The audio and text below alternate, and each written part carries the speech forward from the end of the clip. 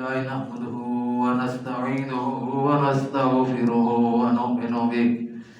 ونؤمن به ونتوكل عليه ونعوذ بالله من شرور أنفسنا ومن سيئات أعمالنا من يهده الله فلا مضل له ومن يضلل فلا هادي له ونشهد أن لا إله إلا الله وحده لا شريك له ونشهد أن سيدنا ومولانا محمدا عبده ورسوله صلى الله عليه وعلى آله وأصحابه وسلم تسليما كثيرا كثيرا أما بعد فأعوذ بالله من الشيطان الرجيم بسم الله الرحمن الرحيم وقرنا في بيوتكن ولا تبرجنا تبرج الجاهلية الأولى وأقمنا الصلاة وآتينا الزكاة وآتينا الله ورسوله.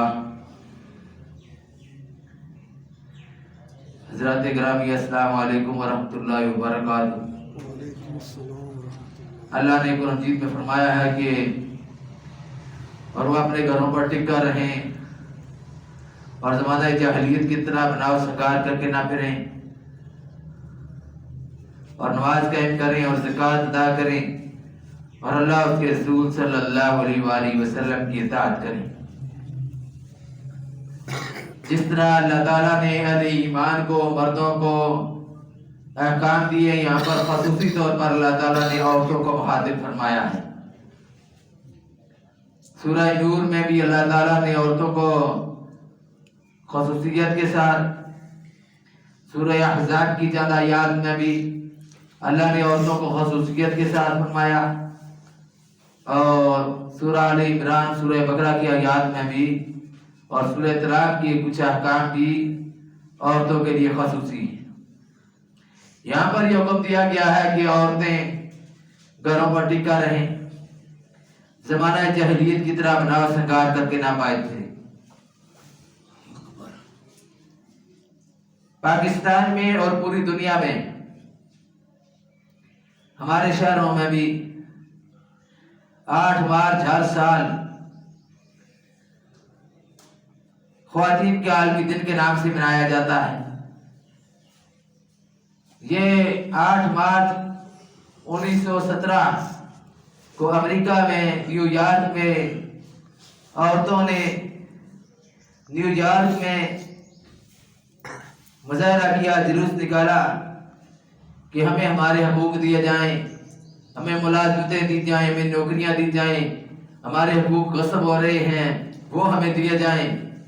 تو پھر ان کو اس وقت احتجاج کے دوران مارا بھی گیا، گرفتار کیا گیا. اس کے بعد پھر اقوام متحدہ نے باضابطہ طور پر اس دن کو منانے کا اعلان کیا، اور اقوام متحدہ ہی کے زیر تحت عالمی خواتین کا دن منایا جاتا ہے. پھر اس نے تمام ملکوں پر یہ ایجنڈا لاگو کر دیا کہ جس کی روح سے مردوں اور عورتوں میں کسی بھی قسم کا امتیاز اور فرق نہیں ہونا چاہیے. جس طرح مرد ہیں ان کے حقوق ہیں، اسی طرح گھر کی عورتوں کے بھی برابری میں حقوق ہوں. لیکن جو اصل بات اسلام میں بتاتا ہے وہ بات وہ نہیں کرتے. مغرب کی اندھی تقلید میں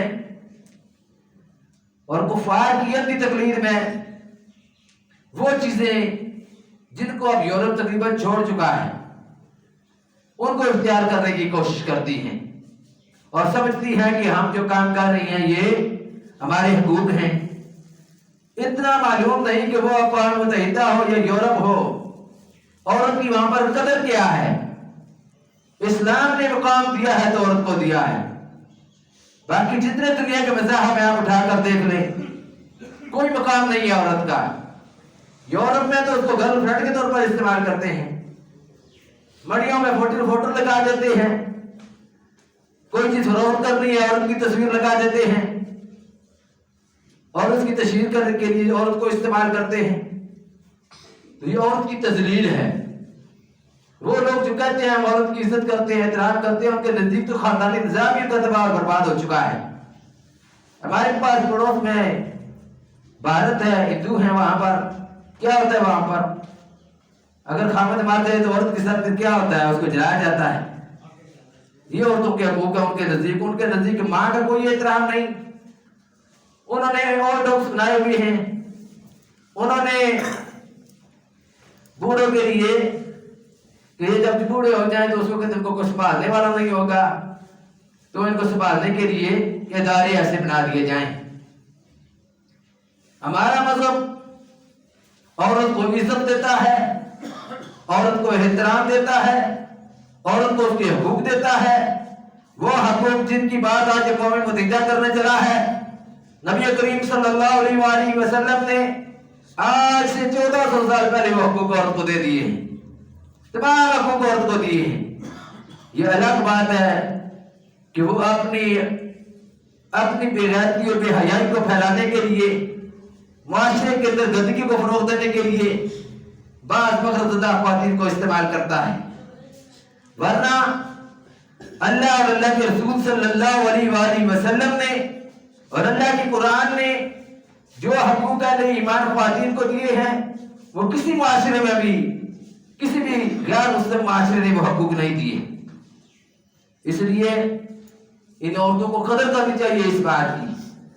آپ ہمارا جس سے ہماری مرضی ہر سال یہ تماشا لگتا ہے, اسلام آباد کی روڈوں پر ہر سال یہ تماشا لگتا ہے, لاہور کی روڈوں پر ہر سال یہ تماشا لگتا ہے, بڑے بڑے شہروں میں, کہ ہمارا جسم ہماری مرضی. مسلمان مرد ہو یا عورت ہو, اس کو یہ بات اچھی طرح سمجھ لینی چاہیے اور کان کھول کر سن لینی چاہیے کہ ہمارا جسم اور ہماری مرضی بالکل نہیں ہے. یہ جسم ہمارے پاس اللہ کی امانت ہے, یہ کان ہمارے کان نہیں ہیں, یہ آنکھیں ہماری آنکھیں نہیں ہیں, یہ دل و دماغ ہمارے نہیں ہیں, یہ جسم کے اندر قوت توانائی ہماری پیدا کردہ نہیں ہے, نہ ہی ہم اس کے مالک ہیں. یہ زبان اس کے بھی ہم مالک نہیں ہے, یہ بھی ہمارے پاس امانت ہے. جسم کا ایک عضو پاؤں کے ناخن سے لے کر سر کے بال تک ہمارے پاس اللہ کی امانت ہے. اللہ نے ہمیں حکم دیا ہے کہ جو میں نے تم کو امانت دی ہے اس کو اصولوں اور قاعدوں کے مطابق استعمال کرو جو میں نے تمہیں بتا دیے ہیں. اب مسلمانوں کا یہ فرض ہے کہ انہی طور طریقوں کے مطابق جن کے مطابق حضرت اماں خدیجہ رضی اللہ تعالیٰ عنہ, جن اصول و قواعد کے مطابق حضرت اماں عائشہ صدیقہ رضی اللہ تعالیٰ عنہ, جن اصول و قواعد کے مطابق حضرت فاطمہ الزہرا رضی اللہ تعالیٰ عنہ نے زندگیاں گزاری ہیں, وہ مسلمان عورتوں کے لیے آئیڈیل ہیں. مسلمان عورتوں کے لیے کوئی آئیڈیل نہیں ہے ننگے سر والی, مسلمان عورتوں کے لیے کوئی آئیڈیل نہیں ہے آدھے لباس والی, مسلمان عورتوں کے لیے کوئی آئیڈیل نہیں ہے ننگے جسم والی, مسلمان عورتوں کے لیے کوئی آئیڈیل نہیں ہے میرا جسم میری مرضی کہنے والی. اپنا آئیڈیل سمجھیں, اپنے عزت اور آبرو کو دیکھیں, اپنے مقام کو دیکھیں. اسلام نے تو یہ مقام دیا ہے کہ عورت جب ماں ہے تو اس کا کیا مقام ہے سب کو معلوم ہے. نبی کریم صلی اللہ علیہ وآلہ وسلم نے فرمایا الجنت تحت اقدام الامہات, جنت ماں کے قدموں کے نیچے ہے. سبحان اللہ, جنت ماں کے قدموں کے نیچے ہے. یہ یورپ والے کہتے ہیں جنت ماں کے قدموں کے نیچے ہے, یہ انڈیا والے کہتے ہیں کہ عورت کے قدموں کے نیچے جنت ہے. نہیں کہتے, ہندو نہیں کہتے, عیسائی نہیں کہتے, یہودی نہیں کہتے کہ ماں کے قدموں کے نیچے جنت ہے. ہمارے مذہب نے اتنی عزت دی عورت کو, اتنی عزت دی کہ اس کے قدموں کے نیچے جنت فرما دیا کہ اس کے قدموں کے نیچے جنت ہے. یعنی اس کی تابعداری کرو, اس کی فرمانبرداری کرو, اس کے حقوق کو ختم نہ کرو. پھر ماں باپ کی نافرمانی کو اسلام نے حرام قرار دیا ہے, کبیرہ گناہ قرار دیا ہے, ناقابل معافی گناہ قرار دیا ہے. آج قابل 70 حج کا رہے, 70 عمرے کا رہے, ساری رات کھڑا ہو کر عبادت کرتا رہے, نوافل ساری رات پڑھتا رہے, سارے دن جتنے بھی دن ہے سال کے زندگی کے روزے رکھتا رہے, کوئی اس کی عبادت اللہ کے قبول نہیں ہے اگر اس کے والدین اس سے ناراض ہیں. اگر ماں باپ اس سے ناراض ہے اس کی کوئی عبادت اللہ کے قبول نہیں ہے. یہ اتنا بڑا گناہ ہے, اتنا بڑا گناہ ہے. اللہ کی رضامندی ماں باپ کی رضامندی میں ہے. اللہ کی جو ناراضگی ہے وہ ماں باپ کی ناراضگی میں ہے. حضور صلی اللہ علیہ وآلہ وسلم سے صحابی نے پوچھا ماں باپ کے حقوق کے متعلق، فرمایا تمہارے ماں باپ بھی تمہاری جنت ہے، تمہارے ماں باپ بھی تمہاری دوزخ ہے۔ کس نے حقوق دیے؟ اسلام نے تو اتنا بڑا حق دے دیا ہے کہ ساری آخرت کی زندگی کی جو انحصار ہے، جو جنت ملنے کا انحصار ہے، ماں باپ کی اطاعت اور نافرمانی میں رکھ دیا کہ اگر جنت ملے گی تو ان کی نافرمانی میں ملے گی، اگر جنت ملے گی تو ان کی اطاعت میں ملے گی، ان کی فرما برداری میں ملے گی۔ کسی معاشرے نے نہیں یہ حق دیا۔ وہ عورتیں جو واویلا کرتی ہیں وہ صرف دنیاوی زندگی تک کے لیے واویلا کرتی ہیں، شور مچاتی ہیں کہ ہمارے حقوق غصب ہو رہے ہیں۔ بھی کون سے حقوق غصب ہو رہے ہیں؟ کون سے حقوق مارے گئے؟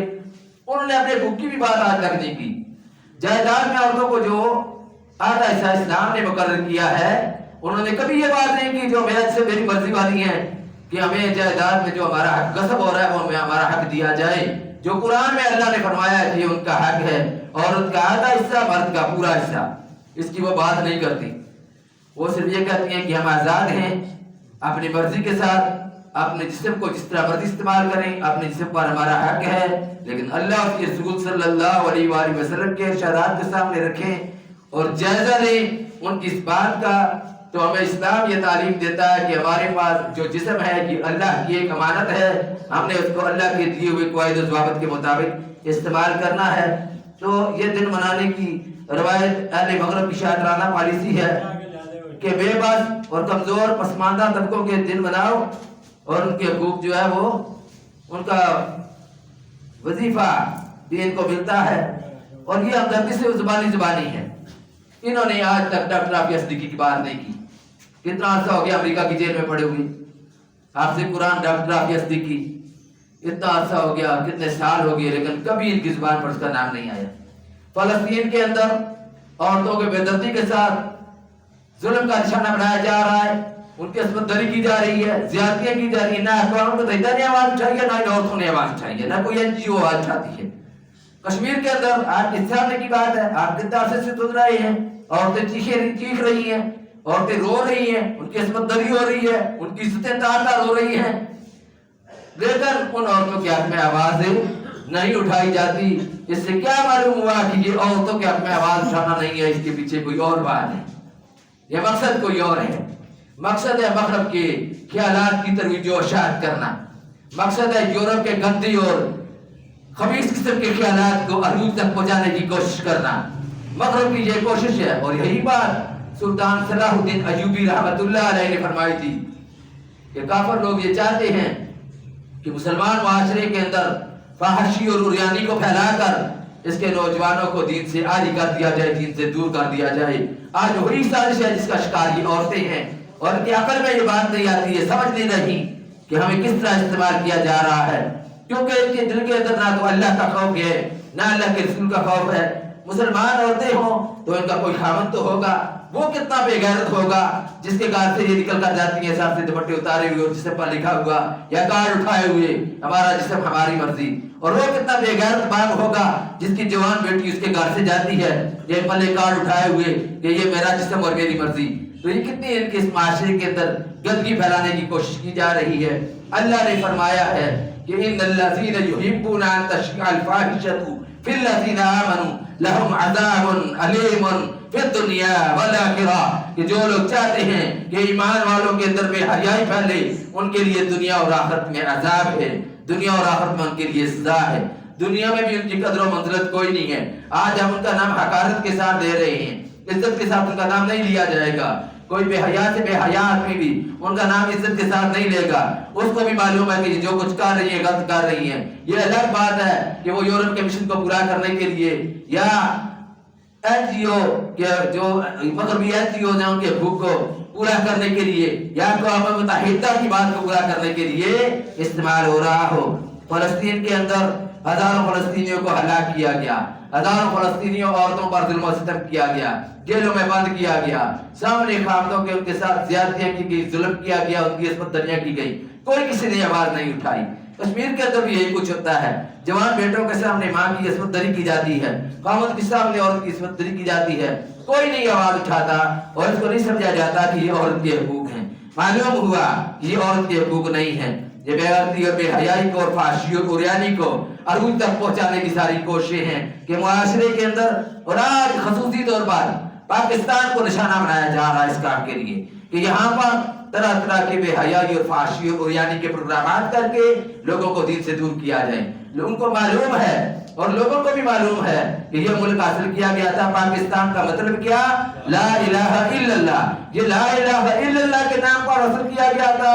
اب اس کو ٹارگٹ کرنا ہے, اس کو نشانہ بنانا ہے کہ یہاں پر ہر طرح سے مغرب کو فروغ دیا جائے, یورپ کو فروغ دیا جائے, ان کی تہذیب کو, ان کے کلچر کو عام کیا جائے اور معاشرے کے اندر بے حیائی اور برائی کو پھیلایا جائے. مسلمانوں کو یاد ہونا چاہیے علامہ اقبال رحمۃ اللہ علیہ نے اپنے شعروں کے ذریعے بڑی محنت اور کوشش کی ہے کہ مسلم معاشرے کے لوگ سمجھ جائیں کہ یہ سارے شیطانی جال, یہ سارے مغرب کے جال, یہ سارے ہندو تہذیب کے جال, یہ سارے شیطانی یہودی تہذیب کے جال, یہ سب محض مسلمانوں کو برباد اور تباہ کرنے کے لیے ہیں. علامہ اقبال رحمۃ اللہ نے فرمایا تھا تہذیب میں تم ہو نصارا تو تمدن میں حدود, یہ مسلمان ہیں جنہیں دیکھ کے شرمائے یہود. اور انہوں نے یہ بات فرمائی تھی کہ اپنی ملت پر قیاس اقوام مغرب سے نہ کر, اقوام مغرب سے نہ کر, خاص ہے ترکیب میں قوم رسول ہاشمی, یعنی تیری ان کے ساتھ کوئی نسبت نہیں ہے, تیری نسبت ہے محمد رسول اللہ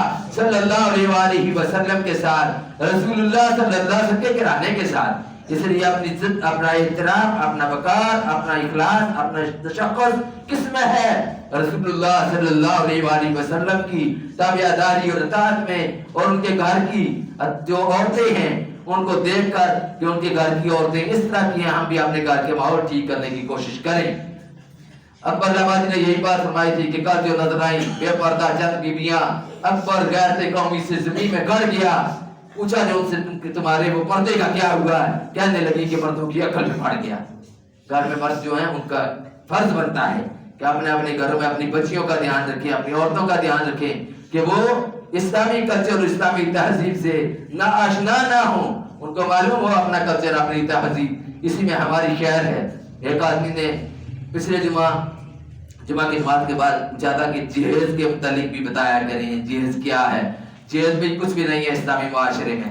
کہتے ہیں حضرت فاطمہ رضی اللہ تعالیٰ عنہ کو جہیز, حضور صلی اللہ علیہ وآلہ وسلم نے ایک پیسے کا جہیز نہیں دیا. وہ جہیز کی جو بات ہے وہ لوگوں کو اصل میں سمجھ نہیں. حضور صلی اللہ علیہ وآلہ وسلم نے حضرت علی رضی اللہ عنہ سے فرمایا تھا کہ مہر کے لیے کچھ رقم, انہوں نے کہا میرے پاس تو کچھ بھی نہیں, ایک صرف زرہ تھی, وہ جہاد فی سبیل اللہ کے لیے تھی, پیسہ مال نہیں ہے میرے پاس. انہوں نے پھر وہ زرہ جا کر فروخت کی بازار میں, حضرت عثمان غنی رضی اللہ عنہ نے وہ زرہ خریدی, 30 درہم ملے. 29 درہم کا انہوں نے مہر بھی ادا کیا, دلہن کی تیاری کے لیے جو کپڑے وغیرہ چاہیے تھے وہ بھی دیے, اور جو جہیز کا وہ کیا تھا, ایک گدا تھا, اس میں کھجور کے وہ تنے بھرے ہوئے تھے, صرف 2 سرانے تھے, اور ایک چکی تھی, اور 4 برتن تھے. یہ ضروری قسم کی چیزیں حضرت علی رضی اللہ تعالیٰ عنہ نے خود لے کر دی تھی. جن کی شادی ہو رہی تھی حضرت فاطمہ رضی اللہ تعالیٰ عنہ سے, گھر سے کوئی جہیز نہیں دیا گیا. اسی طرح مدینے میں ہی حضرت علی رضی اللہ عنہ کی شادی ہوئی, ہجرت کے بعد مدینے میں ہی حضرت ام کلثوم رضی اللہ تعالیٰ عنہ کی شادی ہوئی حضرت عثمان غنی رضی اللہ تعالیٰ عنہ کے ساتھ. وہاں پر بھی جہیز کیا تھا؟ حضور صلی اللہ علیہ وسلم نے کچھ بھی نہیں دیا, کیونکہ انہوں نے جہاں جانا تھا حضرت عثمان غنی رضی اللہ عنہ کے گھر میں بے شمار مال تھا, وہاں تو گھر بھرا ہوا تھا مال سے, جہیز دینے کی ضرورت نہیں تھی. آپ صلی اللہ علیہ وسلم نے کچھ جہیز نہیں دیا. اس لیے یہ جہیز کی جو روایت ہے یہ لوگوں کی بنائی ہوئی ہے, اسلام میں اس کا کوئی تصور نہیں, نہ رسول اللہ صلی اللہ علیہ وسلم کے زمانے میں نہ صحابہ کے زمانے میں. اس لیے یہ بات کلیئر کر دینا ضروری ہے کہ لوگ کہتے ہیں جی حضرت فاطمہ کے جہیز کے متعلق بتائیں. حضرت فاطمہ رضی اللہ عنہ جہیز تو یہی تھا جو حضرت علی رضی اللہ عنہ نے خود خرید کر چیزیں دی تھیں. اللہ سے دعا ہمیں عمل کی توفیق نصیب فرمائے. واخر دعوانا الحمدللہ رب العالمین.